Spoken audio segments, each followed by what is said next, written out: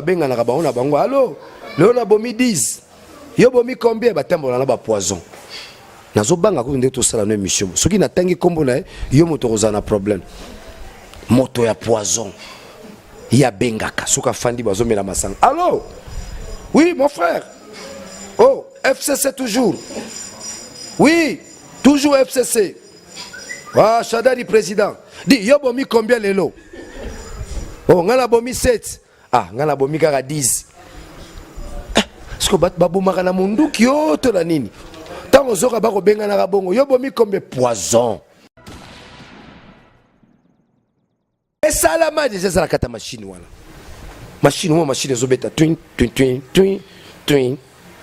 Shadari twin Atundu twin Mende twin Yves Kisombe twin Papitamba twin 320 bazana kati yo komuna batu ba échouer si tous les plans mais na monoko zoka bango biso to gagner beaucoup gagner ndeni na kindoki o to na kimuyibi to na kisi nazo ko mituna ba osala kisi bazabolo ba koya te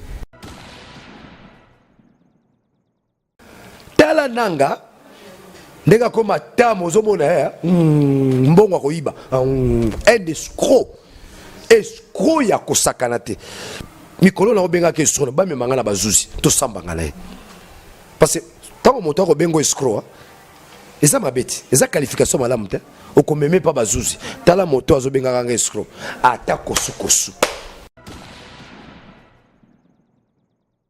kalamite na tanga bakombo na ba mamo babima bino pe ba mama hein botali saka biso bana bobota na ba mamo babima na ba tato babima o ndeko na ngai o nini toyebi na biso déjà boza ba étranger bino kasi toyebi te to bazoba toyebi to bande ko banga mais to koma na novembre campagne to ko talisa mutu moko ye tatane André ye mama na ye Matondo to ko talisa ya ko banga te na sengi na komela ambassade des États-Unis makambo na bimisa na mboka boluke na ngata mo kikuku mo na la rana na nyina panza.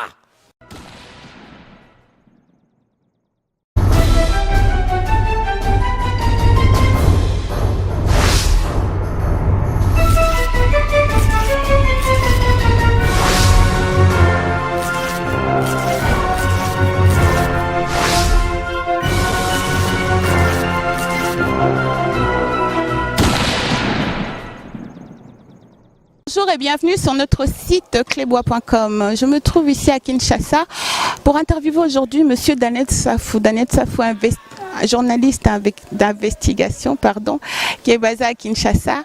Il nous a reçus chez lui pour parler donc de l'actualité. Dr Yambi Safou Pona Kolobapé, députation Naye en tant que député national et député provincial. Et Daniel Safou parlant de l'actualité. Botala, Boyoka, donc c'est sur clébois.com. Moi je remercie comme d'habitude mon équipe, Je remercie aussi coach Rouba Moindo, leader il y a Toulouse, Edo le distributeur, D-Black procureur de la ville rose, Thierry Nzungo Andi Bolafa, Rita Kota vieux chinois, Plata plus M3 G-Black Plantaire. Donc merci beaucoup de la nation comme d'habitude, toi qui me soutiens à Wanakin, Herman Emporio, Marcus derrière la caméra. Merci Nabinonio surtout, équipe clébois.com, Aruna, Jolicia, Prince Bakali, Divine, merci Mingi. Continuez à nous suivre sur notre site clébois.com. À très bientôt. Bonjour et bienvenue sur notre site clébois.com. Comme je vous disais tout à l'heure dans l'introduction, nous sommes venus voir donc le journaliste d'investigation, le célèbre journaliste Daniel Safou Nanda Kounaye Ayambi Bisso à Wanakin. Tout d'abord, merci Daniel Safou de prendre ton temps pour Nabit. De rien maman, merci. Bonio Daniel Safou. Oui, ça va très bien. Tout la lité bouton au bimba, comme mobiliser bato bazana meeting. Je crois que les hommes qui ont meeting ont éclairé davantage ou qu'on radicalise encore le peuple face à la machine à voter. Ceux qui population comprendre que la machine à voter, ils allaient kotika bango na boumbu ya seko na seko. Je pense que na musalo tozo sala lobi wa machine les ala mayanjili. Monsieur zana fleuve. Monsieur so mona on a gambela ba boaki yango. Parce que tozo kende vers un mot d'ordre. et à sa population, pas de machines à voter. Alors, pas de machines à voter, et ça a la déclaration. Les politiques vont combler la makambo. Maintenant, il faut un plan, une stratégie, comment à tout prix empêcher Kabila que les 23 machines à voter à l'opération soient bloquées. Ceux qui vont pendant limiter machines à voter, ceux qui vont la machine, nous allons bloquer la vie ou la mort. Machine à voter. Donc nous allons nous battre parce que va maintenir son esclavagisme. C'est ça. Donc tout ce la baoumbu. Baoumbu ya seko na seko alors. Moi je crois que non, non et non. Ils ont l'ultime combat.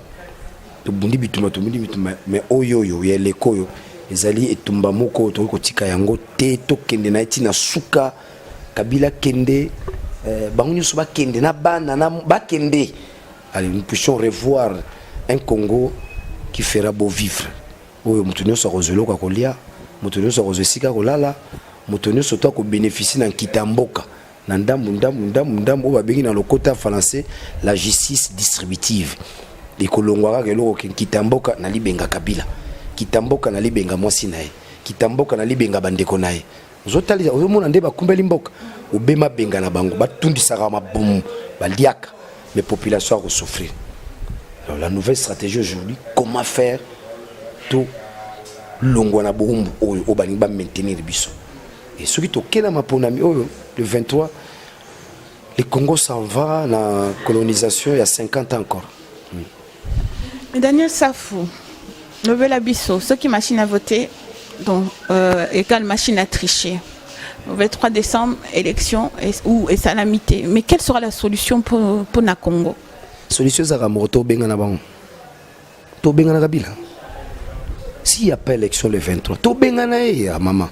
C'est pas impossible. Ça demande que de l'intelligence stratégique, pas académique. Gaza licencié. Gaza professeur, non, une intelligence stratégique.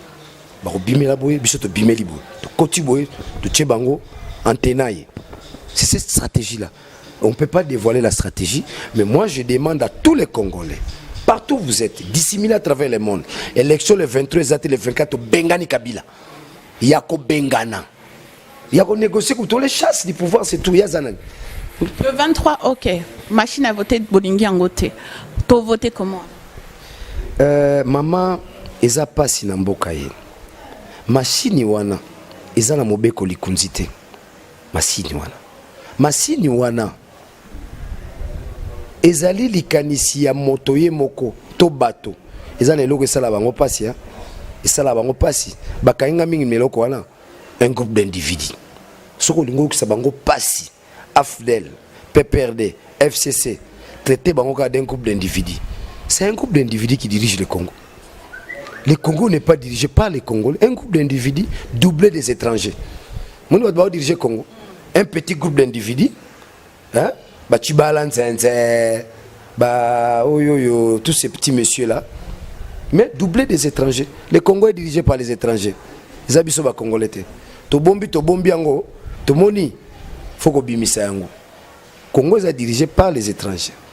Ce ne sont pas les Congolais qui dirigent le Congo. Ceux qui sont Congolais qui dirigent le Congo, les Canabéni sont aussi là. Vous savez que Beni est comme à Kinshasa. Chaque jour, on tue à Kinshasa. Babomi même la culture na biso. Biso e bembeze loko ya kobanga, eloko ya respect. Mais lelo e bembe comme loko pamba. Bolongo na tongo babomi 5, babomi 6. Mutabo marabato na boyebité. Denema otobo mabaje na kalamu.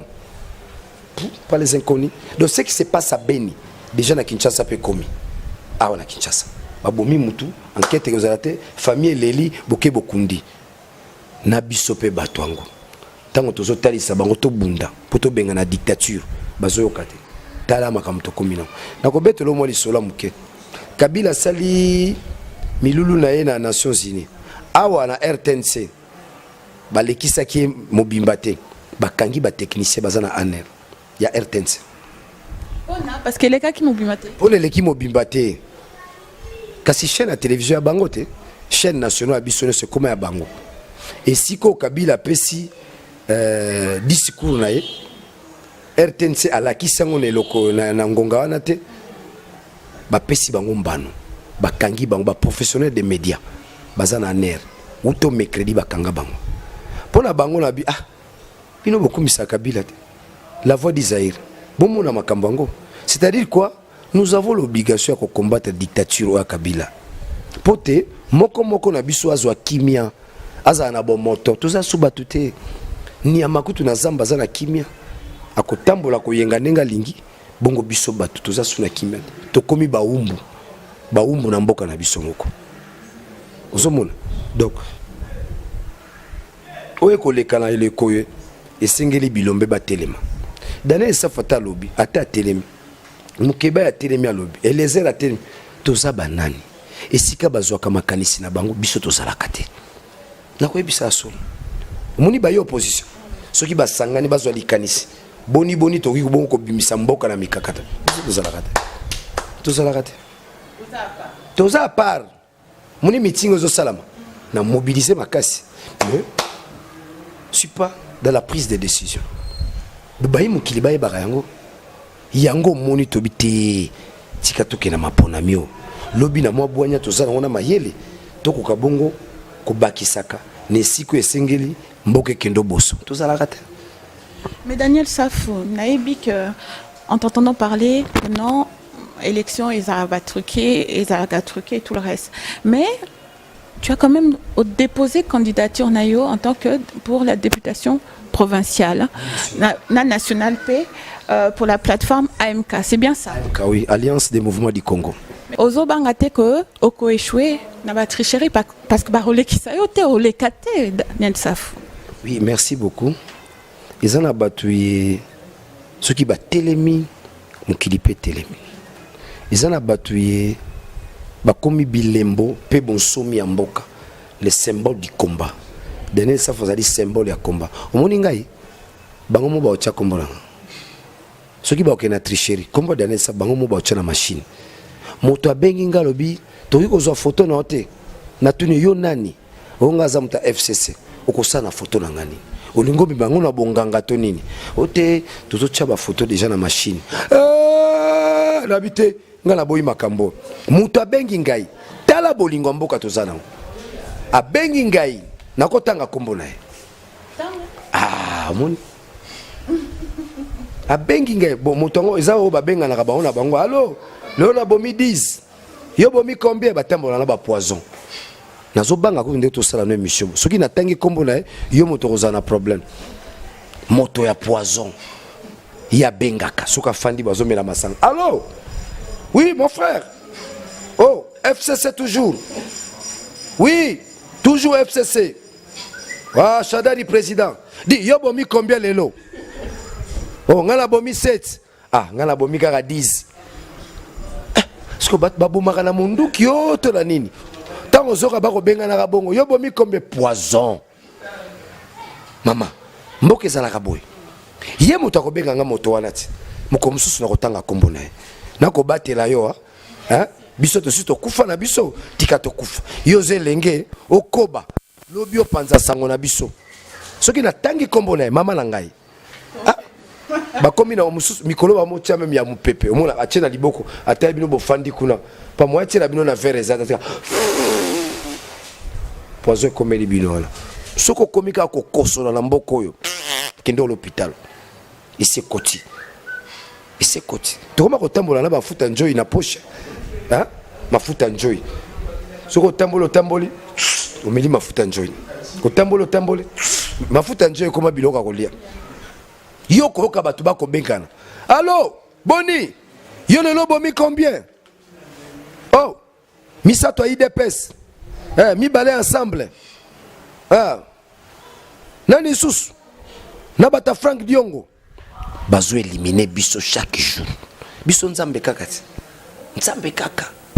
tangu nyoswa kuna communiquer les kana kingaka oya ko na muto Daniel Safou 1 million 200 oya ko na muto mukebai 1 million 200 biso pe mahela na fanda bela ndako obeza na Tshisekedi na limwe eloko nanga tangi buku na komi ngonge koki na lali elikia kaka lobi bato bakokende soki bakei na kotambola nde na lingi beza kuta kotambola te ya kopumbwa na kotambola na nzela bosuki donc ça veut dire que mboka choli mboka ekei ngai na ndimité le 23 tozana maponami on a eu élection et ça na matin na ebisio bazo buba biso bomba likambo na ebisio kino to koma na eleko ya maponami okomona eloko bakobimisa Kabila zo préparé 3 scénarios. Scénario liboso tokene na maponami ba tricher na machine. Wana scénario liboso. Na kati ya machine wana ba kombo ezali. Soko fongolo mona menda za na kati. Atundo za na kati. Mwasa Chibala azana kati. Ba tchechi ba kombo. Jean Lucien Mbusa azana kati. José Makila azana kati. Yango moni ba benga kinga Daniel Safu yaka na photo na ototia. Na bia inabuyi. Nzela lokuta, nzela ko mzamboka na buyi. Tokene na maponami. Nazana elikia na kolonga binu. Lelo na komi député mais ya tricherie. Na bengi baninga na tuni muke yo basenga kyo photo ote. Yo basenga kyo photo ote. Eleze basenga photo te. Minga basenga photo ndene. Elingolo banini. Tango tokena maponami babimisi bato. Ah Daniel Safu aleki. Ah mkeba aleki.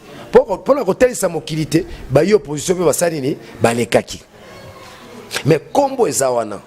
Logiciel ezana ba benga le côté français logiciel menteur. Kanga combo na lobi. Logiciel menteur. Yo bi ke na kata machine wana wifi ezali. Internet ezali. Ba koki ko benga moto. Allo tia Yves Kisombe. Tia Shadali. Tia nani. Tia boko kene na machine na bongo. Waneza ko punza mboka te bazana bolingwa Kongo te. Balingi ba punza mboka o. Yo bi idéologie na bango zani. Idéologie kanga yango na ba ko talanga. L'idéologie n'est-ce pas? Il y a triangle de la mort. Oui, triangle de la mort zani. Afdel et banara Afdel. Ilongo Afdel bango ba changera ba kombo neti biso za ba zoba na bango ba kanisa to yebite. Afdel. Ilongo Afdel comme PPRD. Ilongo PPRD comme FCC. Yango na benga ngo triangle de la mort. Ce qui ba kuyo au kufi. Triangle de la mort. Bango wana.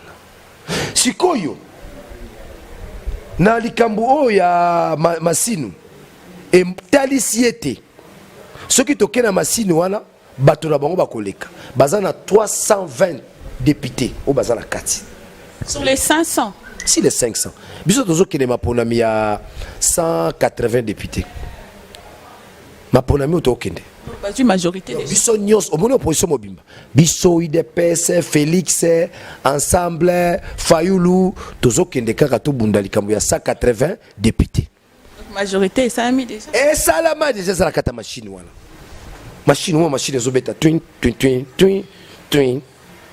Shadari twin Atundo twin Mende twin Yves Kisombe twin Papitamba twin 320 bazana kati yo komuna batu ba échouer si tous les plans mais na monoko zoka bango biso to gagner beaucoup gagner ndenge na kindoki o to na kimuyibi to na kisi na soko mituna ba rosala kisi bazabolo bakoya te bato ba yeba yango na kati ya masine wana wifi ezali internet ezali ozona na kati ya masine wana na kati ya masine wana ba kombo na bongo za na kati tala likambo salami ba chef coutumier nanga bimba machine bato ba bote 20 ba bité bimi 23 boki likambo wana tala nanga ndenga koma tamo zomona ya mbongo koiba un escroc ya kosakana te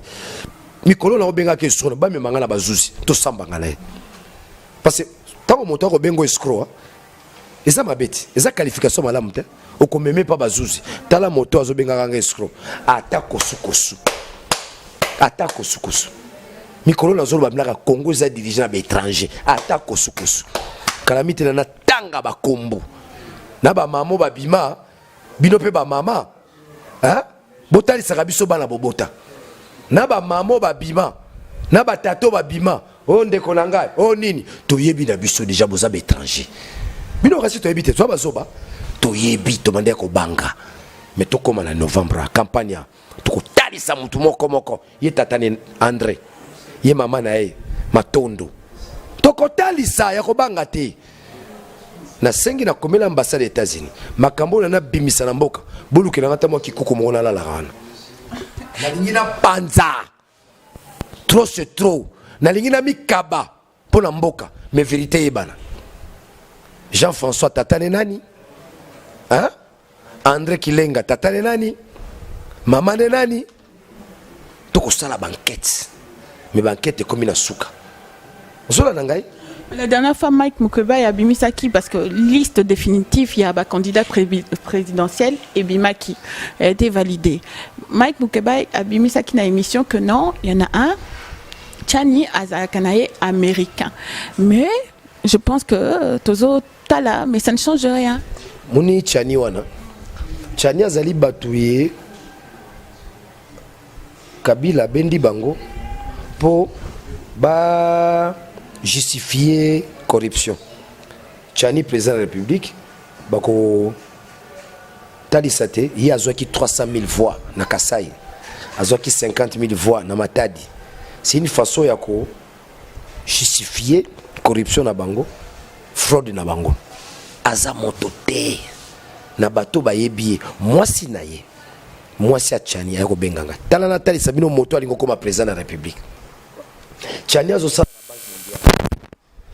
soki eleko ya bopeme komi bapesaka bana na mwasi ba billet ba voyager billet bapesaka eza na first class ozona na ngai mais Chani akokende azwi mwasi atie na ba wagon alongoli mbongo ba billet wana ya nini ya first class moto abonga ko koma président na bino akoyiba mo eloko amukia ba billet mwasi na ye mutako yebisanga makambo pasala divorce na mwasi na ye.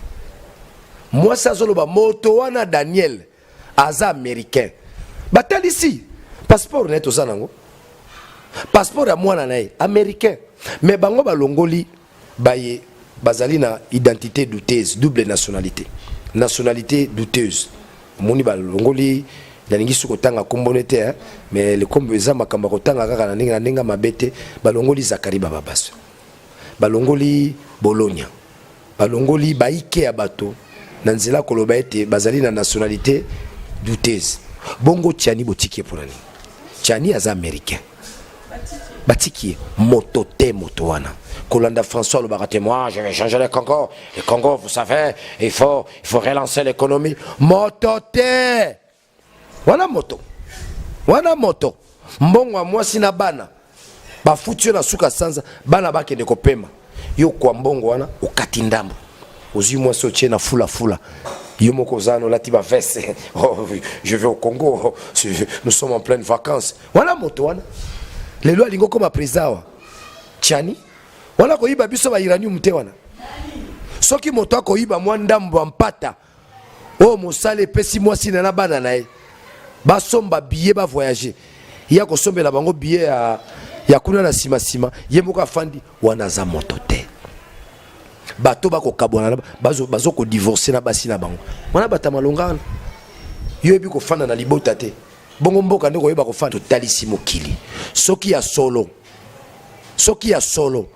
tolingi to kene na maponami balongola Chani congolais ko voter Chani taza américain moto na Kabila Chani ona bomoni soko teli na ndambo mono ndiye mo Uganda soko pusani bozomo ndiye mo angolais soko teli na mbuzo on dirait rwandais mais tala yewana lingwa ko koma président na mboko munde bako sakana na biso na mboko bako sakana na biso hein soko teli muta telemo bi o mobali ya solo oh basombiye muni Chani azaka ndenge moko na bachibala na banani mibalo basombaka bango allo Thompson a wenze combien 1 kilo oh 12 000 bopesanga 2 kilos bakosomba bango lokola biloko na wenze biso toyi bapanzi sango biso toyi bilombe biso tozali moko abaye tokotalisa mokili tala boyete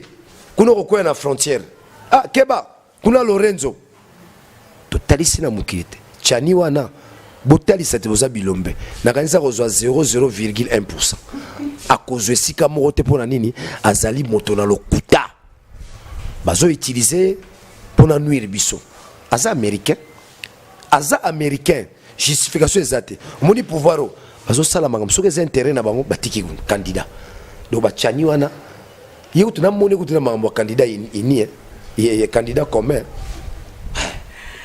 Très bien, Daniel Safou. Toloba, il paraît la circonscription Nayo par rapport au député national, je pense. Hein. Bon, popularité Nayo est banni. Oyebani partout, Awana, Poto, tout ça, je le vois.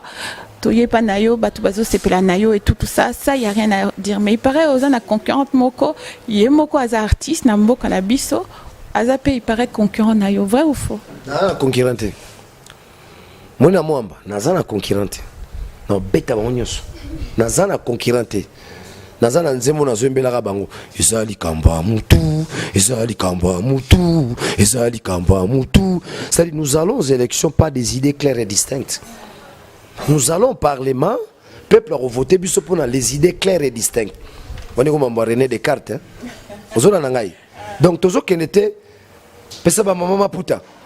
Pesa ba mama bassin. Somela mama sanga. Mbongo ngo tozua, tozana ngo pété. Kino lelo tozo senga soutien à campagne ngo ezalité.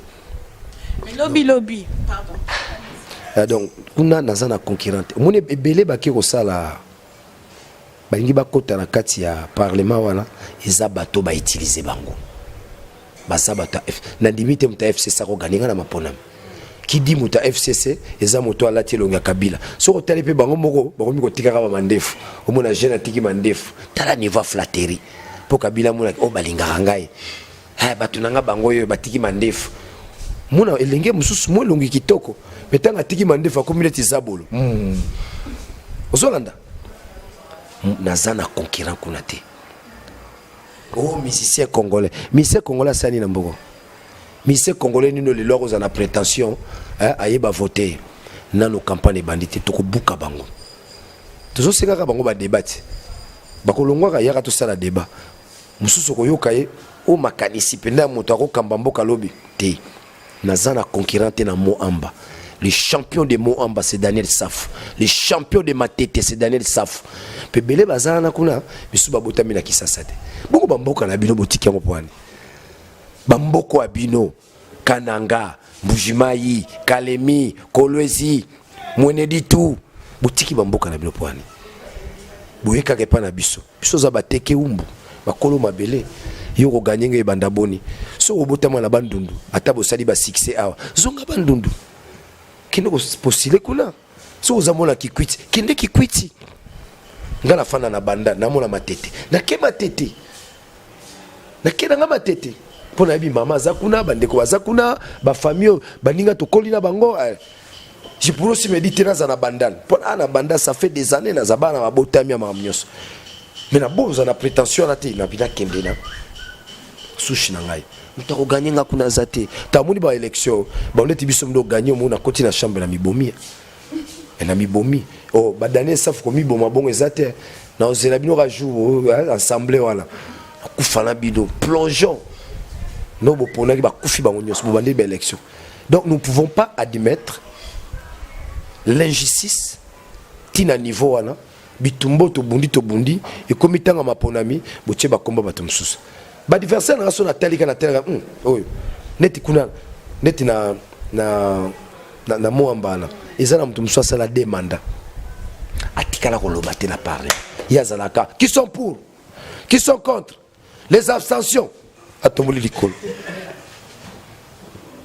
nazo episa demanda 10 ans na palais du peuple voilà qui sont pour qui sont contre les abstentions net atomboli mabo sima atomboli likolo aloba mukolo moko nazana député mo aloba asali mandat mobimba batangi kombo na kotanga kombo joli kenda ayabi asengi parole ke on a mal cité mon nom c'est joli kenda yango kaka aloba tilelo olani ngai tango bazotanga basala appel ba député batangi kenda ya osenga parole a matina na perchoir abi on a mal cité mon nom c'est joli kenda banda loba wana tile la tikala sukolo bate timande sili bongo moto bongo bo voter lisusu misusu bazana so akoti ka l'assemblée abandi Facebook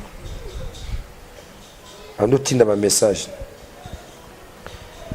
so bazo senga ba député ba lobora ibisi muninga za kipembe mon cher bino mboloba kendo lobati donc yo oso 13 000 lobate mususu akoyana oyo akazoganga yambalo fimbu olata bino na nzoto soki akoti kuna akomi ibu tu comprends? Donc nous avons besoin de gens qui peuvent apporter quelque chose de façon rationnelle, intelligente. Nabetara c'était la loi Bakajika zara député yimta robimisa mobeko et la terre et les sous-sols appartient à l'État. C'était un député. Bouba bimena babimsini. Yomuna batu ba sisi mando zo mona onde ba ngone soza na ba diabète. Tala. Do bukenela ka kolia. Ba komi kitoko. Bongo zo 13 000 mboko salaire à 13 000 ezala. Sakate. Ngaba na banda musana zo salaire à bongo te.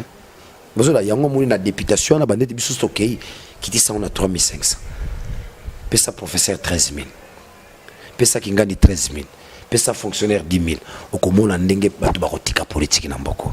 Daniel Safou boza ebelete. Place à Jeep VW. Mais boza ebelete comme ça c'est ça. Place à Jeep ba député botambola na VW. Na fin du mois 3 000. Soboki de vacances parlementaires 600. Parce que vous êtes devenu député par les idées. C'est pas parce que vous avez dépensé de l'argent. Oh zomono ba kosombaka ba maputa, ba kokabola ba masanga, bangona ba kutu bazolinga ba matsango suna 20 000. Nazo okina okimoko ya pepe dabi, oh mbalo soto kotu mo fe mata 20 000. Yo to yumbuke ki. Oh ngana likanisi nga to kita. Ata $3 000 wana na fin du mois pour nga donner ça fait coquille. Uta na banda musana zona salaire bongo te. Daniel Safou boza ebelete même ceux qui boko tibino surtout gagner ba élection. Peut-être 5 ou 6 députés qui pensent comme toi. Qu'est-ce que vous pouvez faire par rapport à ce gros phénomène? Et ça, système Moko, c'est ancré. Il faut tout changer pour que lobby et coma, comme tu le dis. Non, ça système Moko, système est Kabila. Surtout Bengani Kabila. Système ne peut quoi. Tant aux autres qui te bousez belé aux amouké. Biso ne doit majorité za peuple. Banane basé belé. Bata Kabila. T'es basé belé. Yango na bisa ko likambo. Mon to sa interview. Za maele ba menacer yo. Kombo wana ba kokangote groupe d'individus. Les Congolais disent pas un groupe d'individus. Majorité bisa biso peuple. Ba comme ce peuple nanzala pour la kolongola e boanya na mayele. Tant au peuple ngo ba koya ba pesi lipa, ba pesi dendo à voter bon non. Tous amouké mais nous allons mobiliser l'ensemble de ton peuple bapona les biens pas les mal. Très bien. Donc Daniel Safou, on arrive un peu à la deuxième partie de notre émission, l'actualité, ce qui s'est passé un peu Potosí-Lissa. Il y a eu le discours du président Kabila à l'ONU. J'ai une question à vous poser, Daniel Safou. Ezara, pour un président africain, à Kepena à l'ONU, à l'Oba, pas menacé, mais à l'Oba, un peu contre les Occidentaux. Il a levé sa voix, à l'Obi que non, MONUSCO, il faut quitter le territoire et tout. Est-ce que vous pensez que derrière, il est soutenu par une grande puissance pour ça être aussi sûr de lui? Non, grande puissance, Moroté. Grande puissance, on va soutenir Moutazo Boma peuple. Moutazo Nyogo la peuple. Moutazo Boma démocratie dans Boka. Il n'y a pas de grande puissance. Ils ont encore arrogance. Sur le discours wana ozo mona penza te muto azana posa ya kotika bokonzi comment on dit discours wana ça c'est de 2 il y a un pouvoir ta koloba lelo MONUSCO kende biso peuple to na besoin MONUSCO cela suppose quoi tant bazo senga MONUSCO kende pour baumba biso ba tricher basala makamde balingeli moto akolandela bango azalité. Il n'a ni compétence ni pouvoir ya kosenga MONUSCO azonga. Congo ezabilanga masango te za biso nyos. L'habitant tokofana na parlement na tokotala les voies et moyens pona MONUSCO azonga. Et puis MONUSCO ngo yamba azonga. Futo za na armée a solo. Futo za na police a solo. Yo moni ndenge ba zingi biso ate ba punzi armée. Ata lobi moto akomi président. Armée ni nango tozana na mboka. tu as armée armée tu as mercenaire on a armée yosko lingi monisco zonga ali ba mercenaire na yo bakoma ko etrangla kabiso obimi na ko catch okufite monisco fazana monisco okende te ezana compétence kabila te monisco kende yi azana mandat ye kabila asasu na mandat moto alobaka bongo azana mandat officiel yo mandat ezalité oyipomba yang 6 omeki akangio omeki abomio omeki abwaki na makala ina mandat te moto azana mandat ye wana moto ayo bongo kotalisa te monisco bokobi mikolo ebele mais bosali mosala malonga te bozonga non il n'a pas mandat et encore plus nalingi natalisa yo te tango bakoboya likambo ya monisco ezalaka monisco te bakoboya pe aide internationale bazoboya yango mponani bato fo bayeba bazoboya yango mpona bazoprépare tricherie premier scénario deuxième scénario balingi solo soki biso toboyi machine à voter bamemi biso na répression bato bakokufa ebele bakokufa nayebi te soki nga mpe naza na kati ya bato wana me nzambe azwa molimo na ngai pamba te ndenge paul alobaki nabundi bitumba ya solo ekomi esika na pema na ngai. Vous comprenez?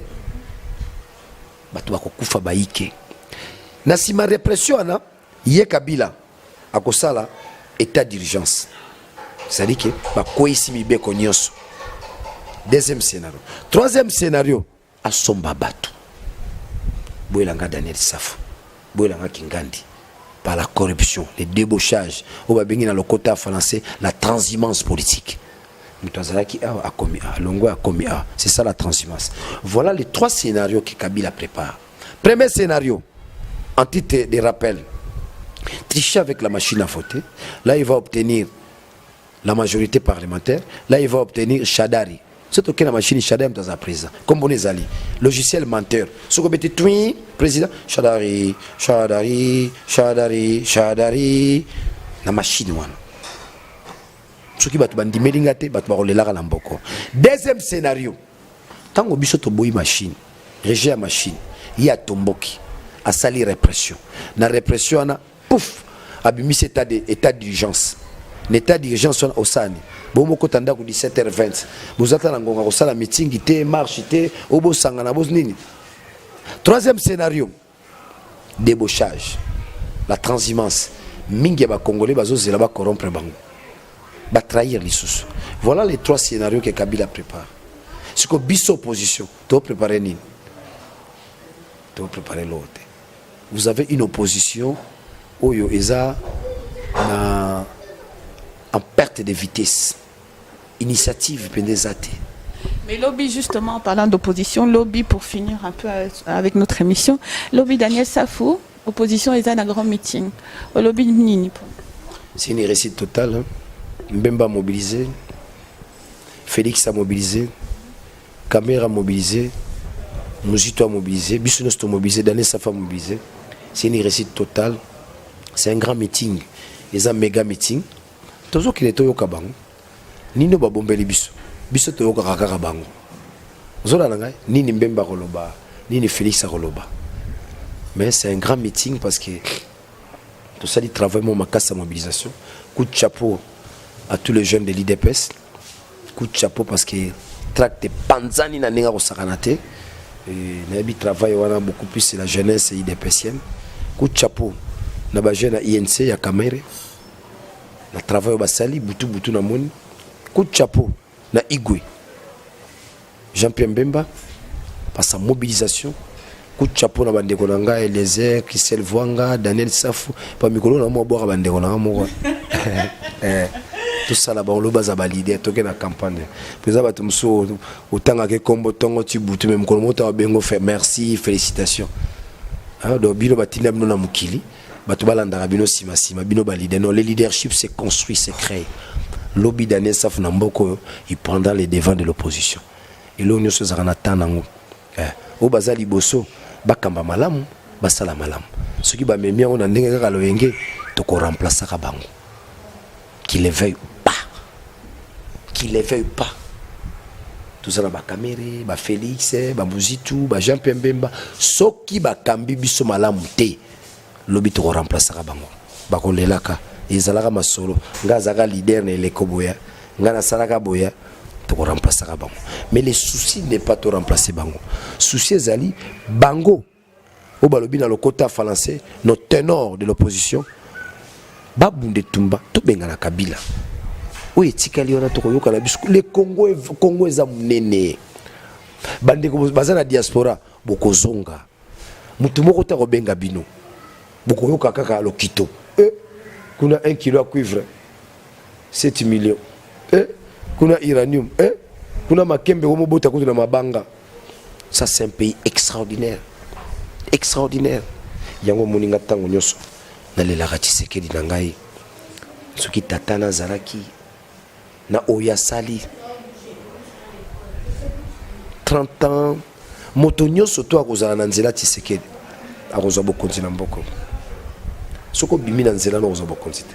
Tshisekedi a tracé la voie et ba fiti responsable mboka par les comportements, par l'intelligence, par la résistance. Tshisekedi o akozala na nzela Tshisekedi soki Félix azaka kana nzela Tshisekedi akokoma mokonzi na biso oya ko bima na nzela Tshisekedi akozwa ke lokote pa bitumbo papa na bundi soko koti na kata nzela bitumbana ozana bénédiction ozana considération ozana sagesse ozana intelligence mais na komona batu bazolo komona te Kabila na batu na ba oui kozwa sous pouvoir te. Parce que le chemin mystique et métaphysique tel que tracé, c'est Etienne Tshisekedi wa Mulumba. Yo monita na ocha lindala la boye. Eza théâtre, batu bamula théâtre. Ah, misuba romo chango ya robomba moi. Moi na butuye pa tsheli ndala la. Neti chibala, ba bisinga pa romo chango. Na gangeli longola lindala na poche. Longola lindala na poche. Komekakate. Nzenze, komekaka lindala na poche te. Mama mukolo bako kunda Tshisekedi na mboka on bakundi Tshisekedi misuma bumeke vimba bango mukolo bako kunda ka Tshisekedi akiti na sama bele bomba likambo na lobi bayi mokili ba bomba likambo na lobi boko pesa nga raison bakundi Tshisekedi na sama bele soki ezala jeudi soki ezala vendredi soki ezala samedi mais 2 jours après okoyoka monde bande ba chibalana ibandaka limpasi limkoswa moto akei ebele barokende. Tous ceux qui ont trahi Tshisekedi baroza la frapper. Félix sera telemika kana nzela wana azoke na nzela kozwa bokonzi nalobi bien soki a telemika kana nzela wana na nzela tata na biso na nzela idéologie na biso azoke ne kozwa pouvoir. Mais ce qui a tengami, oya komona mitalie ye moko mena sengi na ye azala po lelo yo biso ba ya Tshisekedi esengeli tozo bokonjo pona ko pesa le kumu ko pesa esengo bobundi tina suka bokupe bokonzi. C'est là où nous allons les proclamer les super héros. Balumumba baza ba héros, bakasavu baza ba héros, mais Tshisekedi aza super héros. Abundi bitumba oyo mutu normal oko bunda ngote Mobutu wana za bolote Lucifer ayena mokili yo bunda na Lucifer Tshisekedi abundi bitumba na mutu wana jusqu'à kolamusa tout un peuple jusqu'à kotalisa te peuple polonga bitumba na fo bunda